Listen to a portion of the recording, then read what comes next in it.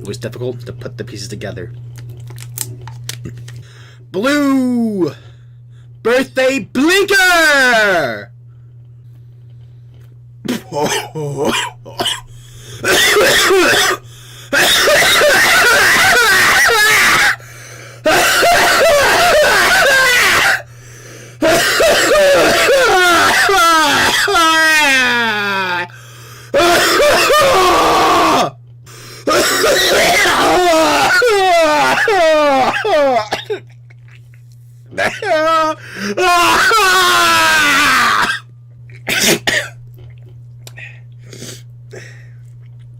Yeah, I think I'm fucking back.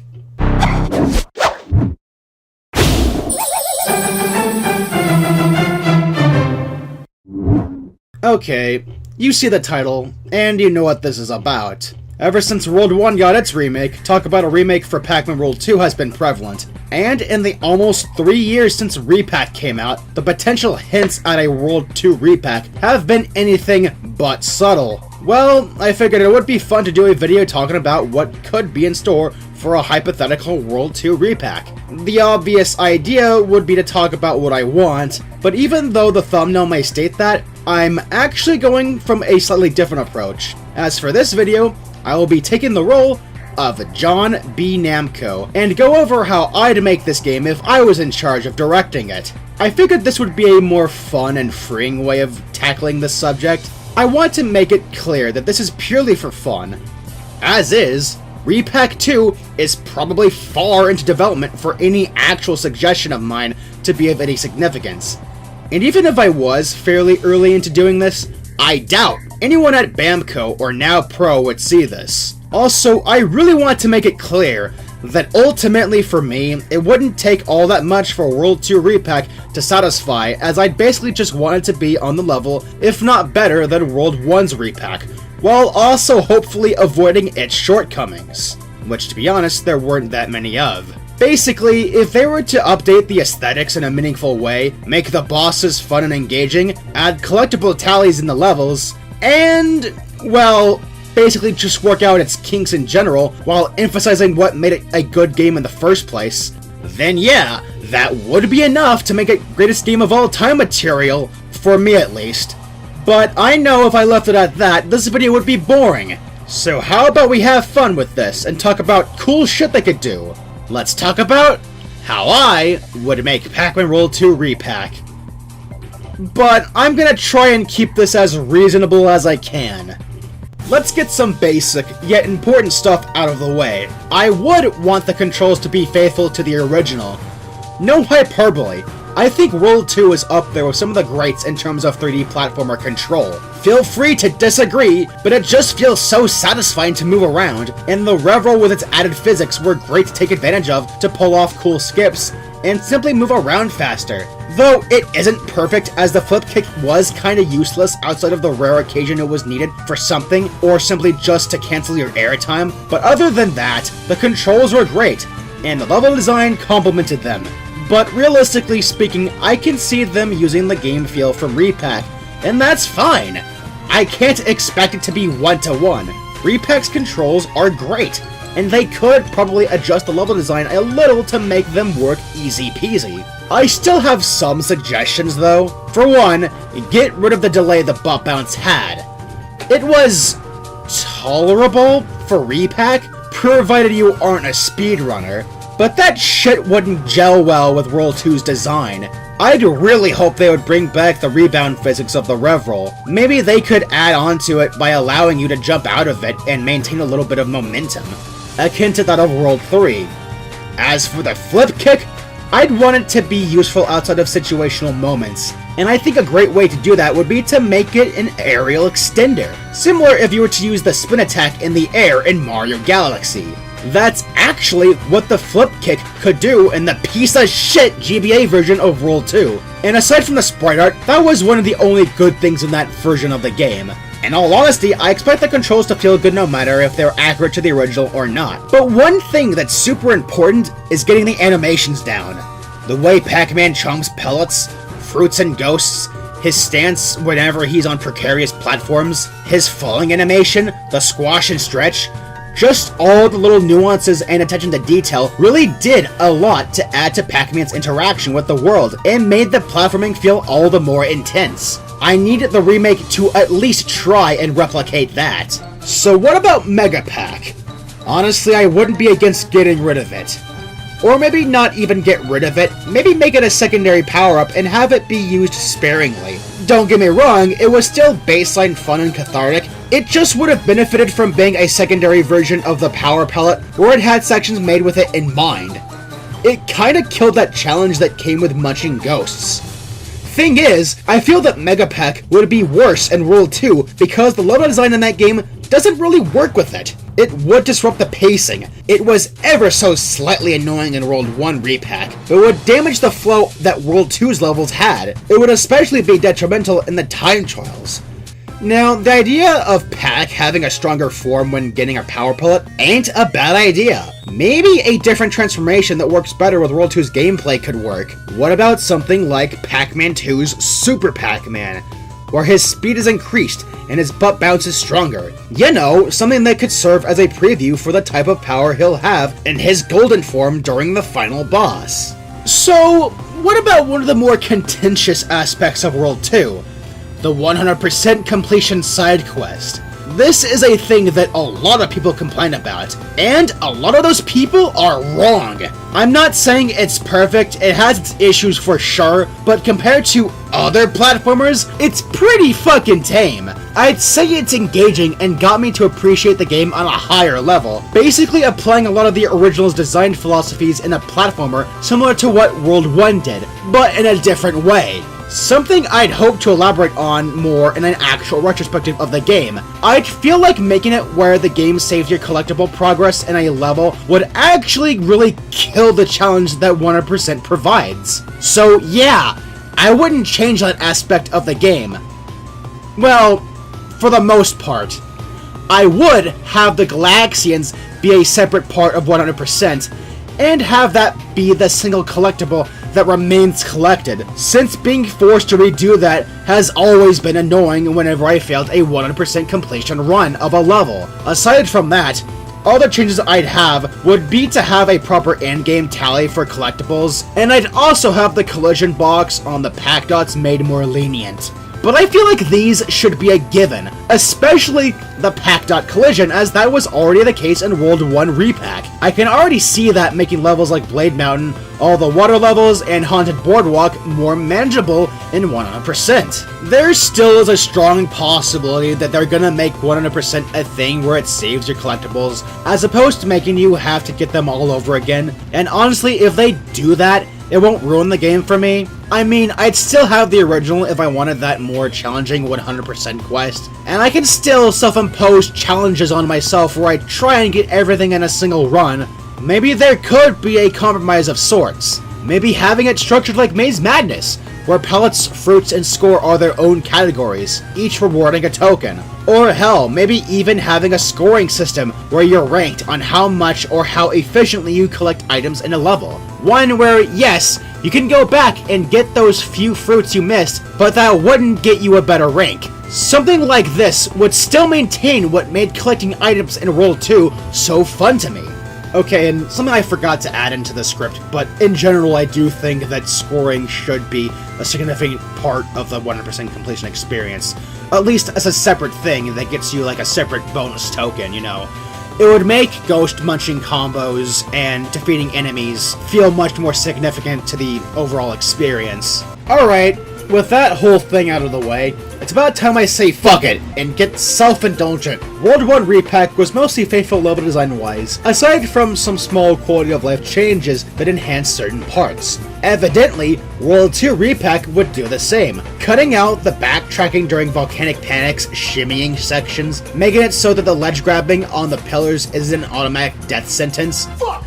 Making the textures on the Mud Trail and Ghost Bayou actually readable so I don't have to adjust my fucking TV setting. And yeah, it would be great to have those quality of life fixes and leave it at that. But I would absolutely not be against expanding on the level design, adding certain mechanics to levels, and making up for missed opportunities. Like maybe having a timing challenge in the treetops level, where the Bedoings would move around, or would flip momentarily to reveal spikes, challenging you to time your butt bounces properly.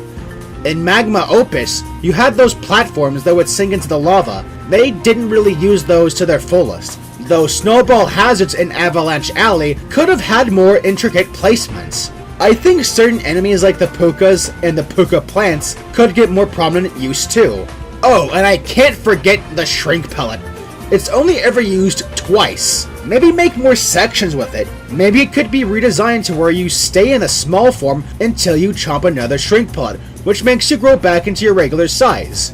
You could do really innovative platforming that involves going back and forth on your size. On the subject of adding on to the level design, World 2 also has a slew of cut enemies and hazards that could help flesh out the game more by bringing them back. The Yeti enemy is the biggest contender, seeing as how much it was referenced in the final game. Would have been cool to have another big enemy to overcome, like the big Pac Bear. Hell, maybe we could make him a mini-boss of sorts. The Stinger deserves to come back. They would give you another reason to use the flip kick. These hockey enemies would be funny and fit super well in the snow world. I want to see what could be done with the Serpent. Maybe have him be a mini-boss too. The Electric Frontier is something I definitely want to see being brought back in night crawling, not just for that one section, but as a hazard throughout the level. Though I'd want it in that particular section since it is pretty empty otherwise. I'd like to see this bridge get brought back too. It looks like it could have been a fun set piece.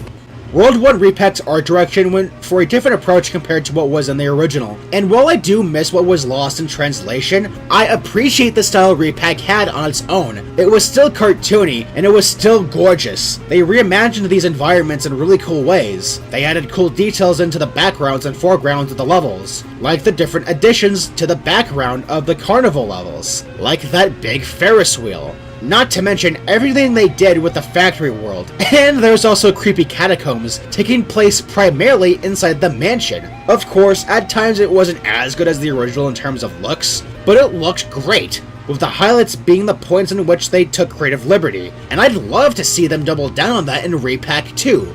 Now, World 2 having more typical locales garnered a bit of criticism with more recent discussions of the game, but it's something I'm more forgiving towards. Hell, I'd even defend it because the game does it well.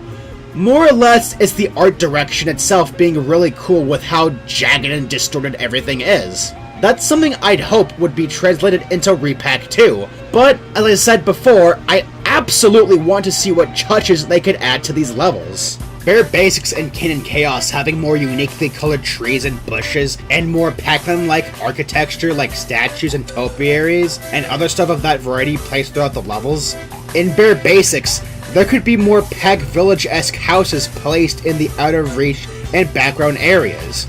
Maybe Kin and Chaos could have a couple of windmills added for extra flair. They could have Packed Out Pond have darker greens with mushrooms in the scenery, and, well, more or less have it resemble the Scratch Frog Pond level. I think the treetop levels are already perfect aesthetically, but it would be cool if they had tree houses in the background. They could have fireflies roam around during the butane pain to emphasize the nighttime look. They could have a starry sky, with Pac-Man iconography as constellations. The Snow World had those Ice Yeti statues, and those interesting looking air boosters. They could double down on those type of structures, essentially making it a place or village ran by the Pac-Land Yetis. For the Lava World, have that area established to be where the man-made portions of it are actually ghost-made. Said ghost-made structures being made at the demand of Spooky during his original reign of terror in ancient times. They could add murals depicting Spooky and the ghosts. They could really just go crazy with the interior colors, and just go further with the ancient temple feel.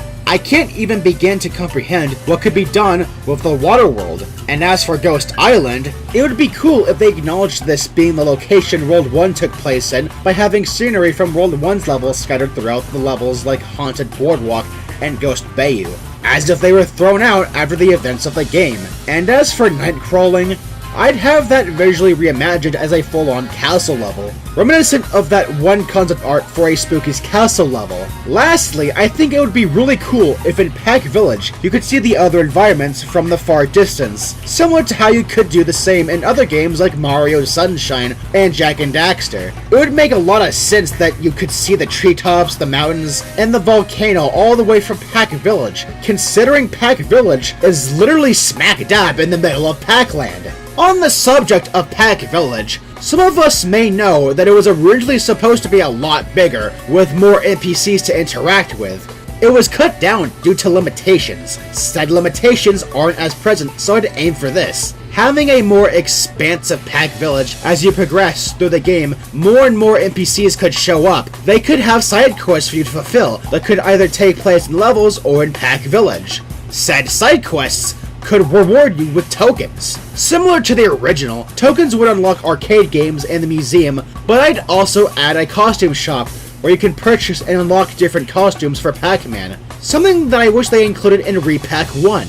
Now let's end this off by talking about the gimmick levels and boss fights. World 1 Re-Pac did a fantastic job reimagining the King Galaxian shmup stage and the Clown Pricks. It makes me wonder what could be done with Blade Mountain. They could bring back the Yeti riding in the inner tubes. This could be a great place to bring back the hockey-playing wolves, as they could try and hit you into the ice as you skate down. There could be thin layers of ice that if you touch instantly break, which could be telegraphed by the Yetis falling into them. As for the water levels, I would loosen up the controls and make it slightly faster. Maybe include water rings that speed up your pace. Perhaps we could even put in Pac-Dot chains here. With Shark Attack, I'd want them to add more unique mechanics and hazards. Maybe like an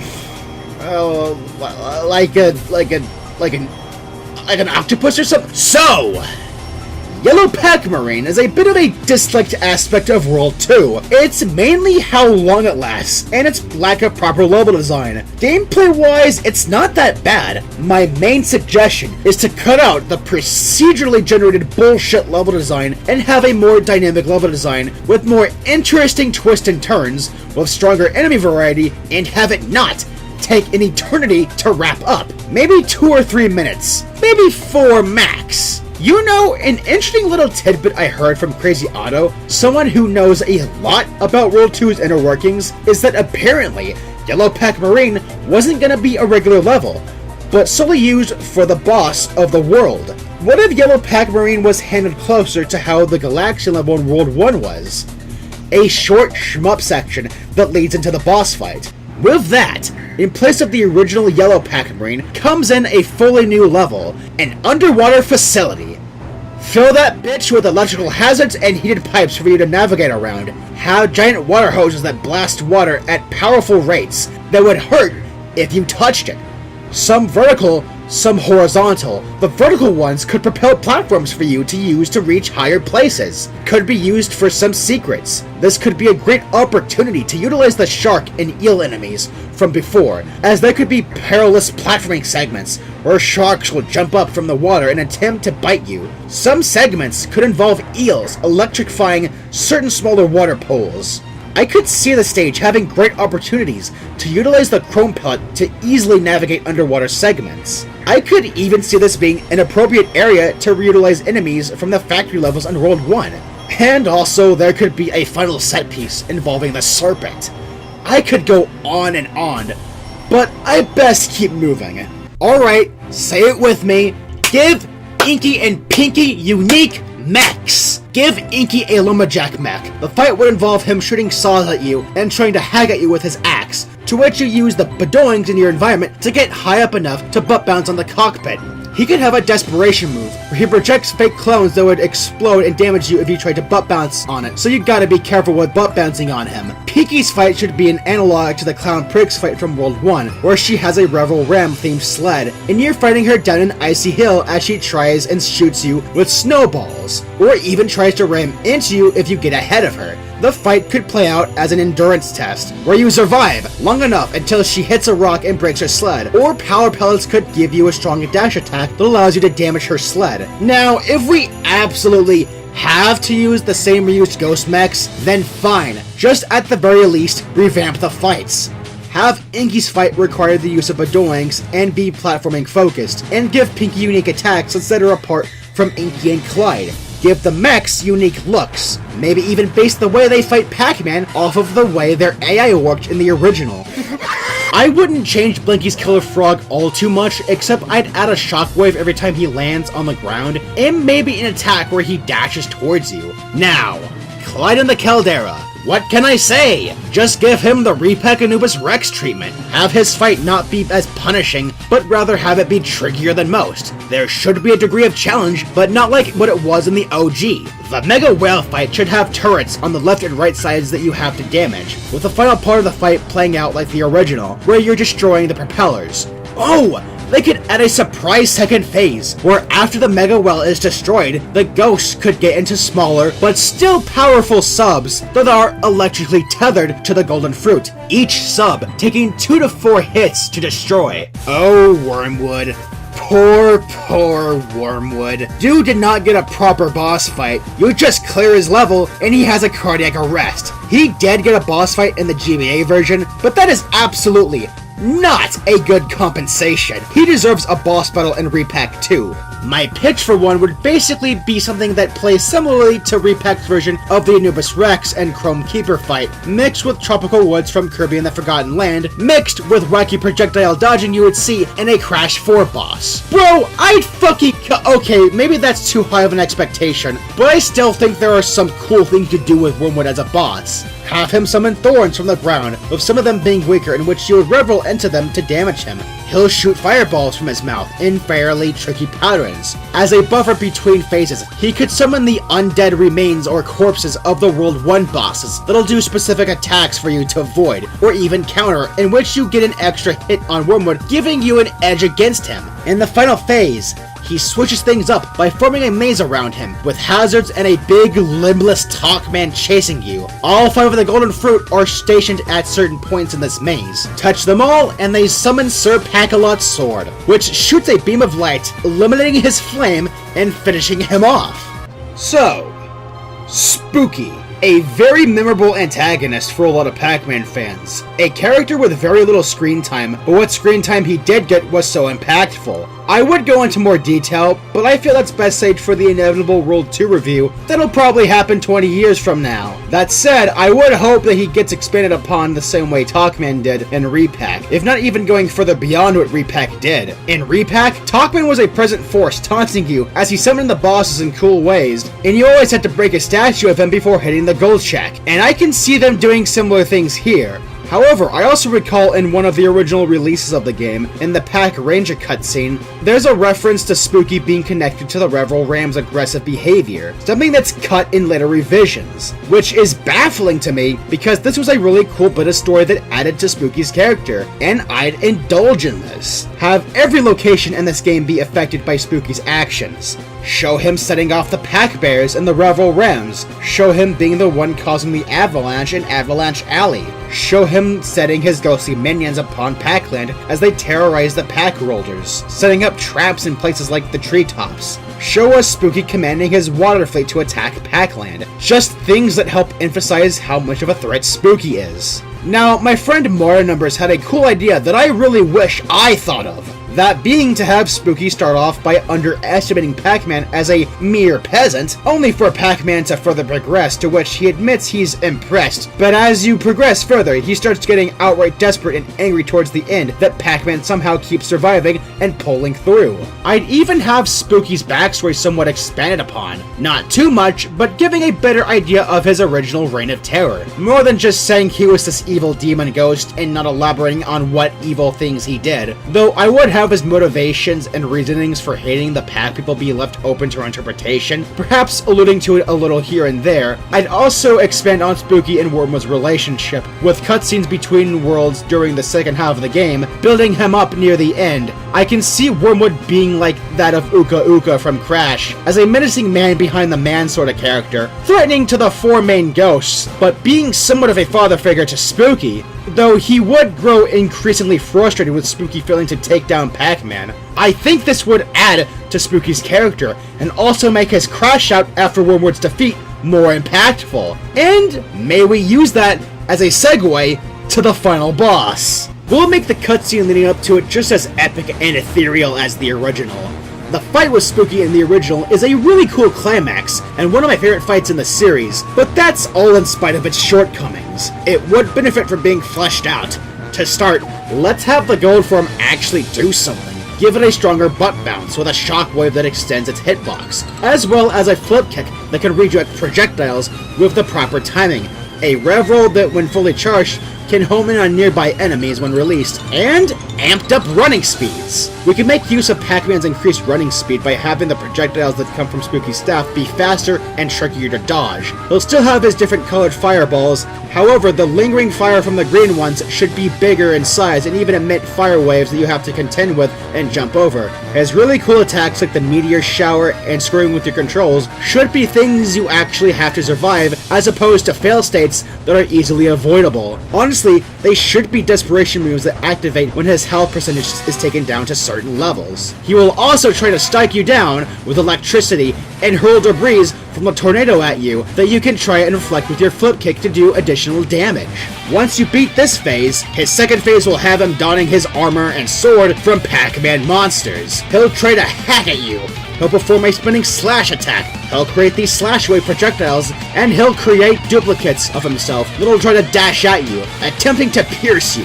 One of his more devastating attacks would be to try and strike you from above, which if he misses will leave him open to attack. However, you better hit and run, as once he pulls that sword out of the ground, a jagged rock formation will rise and not only damage you, but send you flying. He'll be way more aggressive in this phase overall, but once you break down his health bar, his armor will break, knocking him down, with the golden fruit tree open and ready to consume him once more.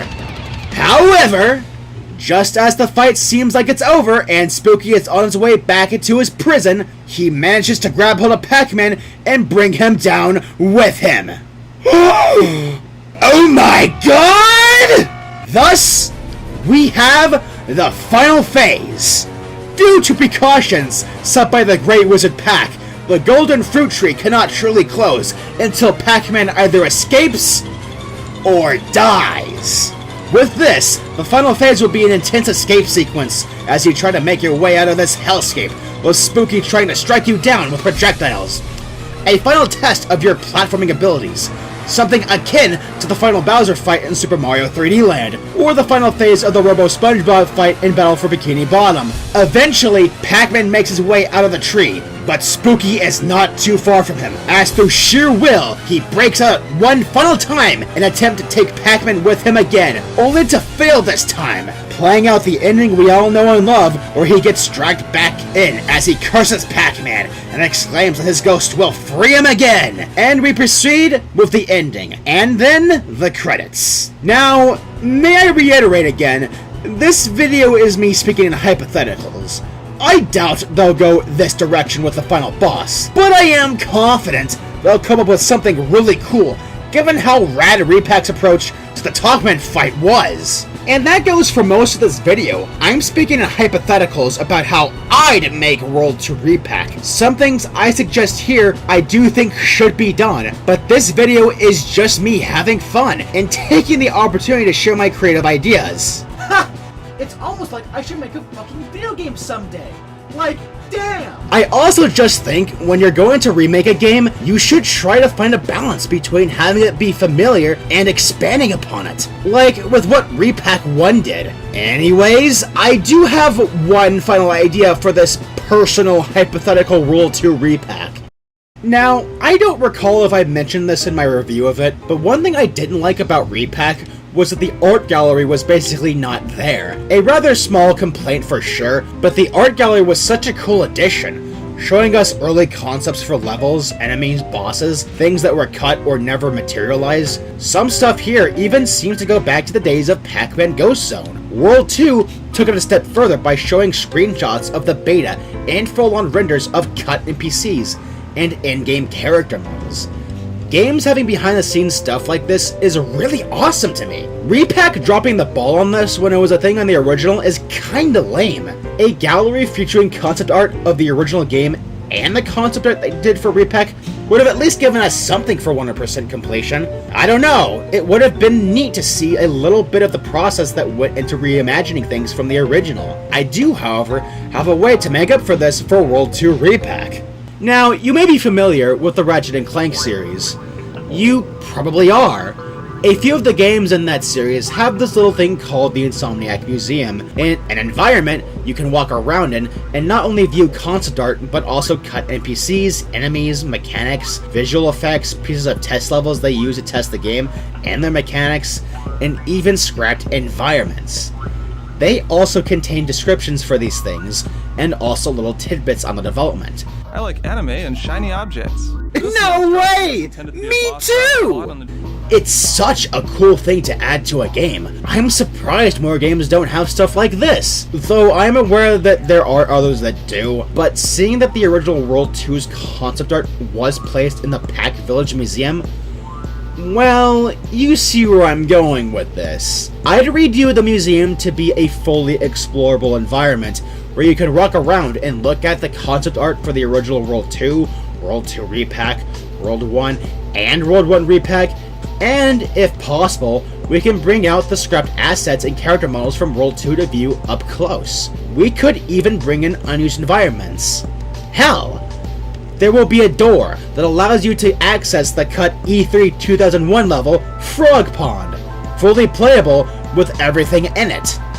It would be so gratifying to finally get that, after being obsessed with World 2's beta for so long. But even with this video's concepts being based around me being the director and getting a bit self-indulgent, even I have to admit this is a bit unrealistic.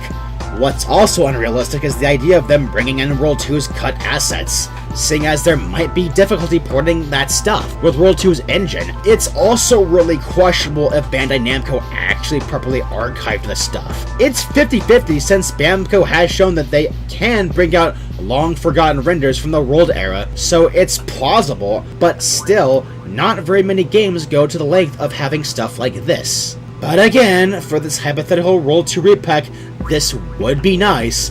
At the very least, having the concept art would be nice. They kinda have to, considering the museum is a notable part of the Pac Village. You know, seeing as this game is likely to be released during the 40th anniversary, this museum could also serve as a room of Pac-Man history, showing archives of old merch, old commercials, behind-the-scenes look at older games, and even having a trailer for a game that came out the same year. What the fuck? Just a possibility. You know, something kind of like the extras room in World 3. Just a possibility. And I guess I said everything I needed to say. I mean, I could probably say more, but I don't want to. I'm kind of fucking tired. However, we're not entirely done. During the process in which I was conceiving this video, I took it to Twitter to ask some of you what you would do if you were in charge of a World 2 Re-Pac. I got quite a bit of responses, which was really nice. Many of the things I've mentioned here were also brought up, such as revamping the bosses and the water levels, some suggesting that collectibles should stay collected even if you miss them after beating the level, something I disagree with but totally understand. Some suggest not changing much and mainly giving it some quality of life improvements and graphical updates, which I totally get. Some suggest having a post-game that focuses on Orson, which would be pretty rad if you ask me. Many suggest fixing Chomp Chomp, and I agree with that. I also agree with the sentiments that there should be actual voice acting as opposed to the lame attempt at replicating Banjo speak. Jackie mentioned basing it off the US version. I definitely agree with that. Nanya mentioned having a post-credits scene teasing the Fiend. Interesting. That depends on if they'll bother to remake World 3. Crazy Otto had a whole laundry list of ideas, with the most interesting being inclusions of an optional boss rush and a co-op mode. Pac-Man World 2 with co-op would actually be really cool if done well. I could even see it having a competitive aspect, akin to Arrangements co-op, where players can try and get a higher score than the other. I also got funny suggestions, like buffing Pac-Mom's legs. Yeah, definitely do that. And this one guy named Worm Quartet said he thinks Pac-Man should still be in it. Yeah, quite the bold idea if I do say so myself. Wait a minute. Worm Quartet? That name and profile picture. It's oddly familiar.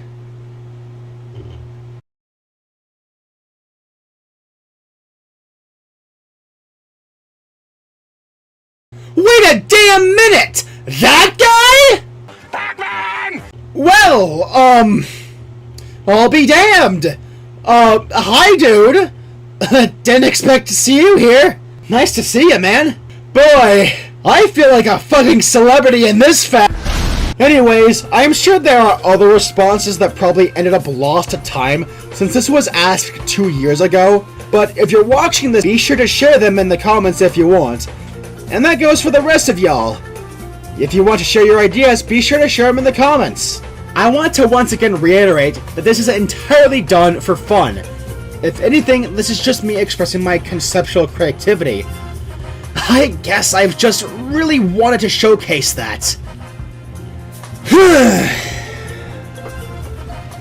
Maybe I should make a fucking video game someday, I don't know. I also really want to reiterate, it really won't take a lot for me to love a World 2 Re-Pac. Just follow in the footsteps of World 1's while improving on its approach to remaking stuff, and you'll be serving peak! I will say, there is a bit of irony in me making this, let alone even advocating for a World 2 Re-Pac, in that I've grown increasingly cynical of the concept of video game remakes. But I'll make certain exceptions. While I wouldn't be against a World 3 Re-Pac, I would want that to be on the back burner in favor of a new Pac-Man World game, but that's neither here nor there. Anyways, I'm gonna have to pack it up for now. Until next time, I will see you all later. Actually, I might see you all tomorrow. Who knows?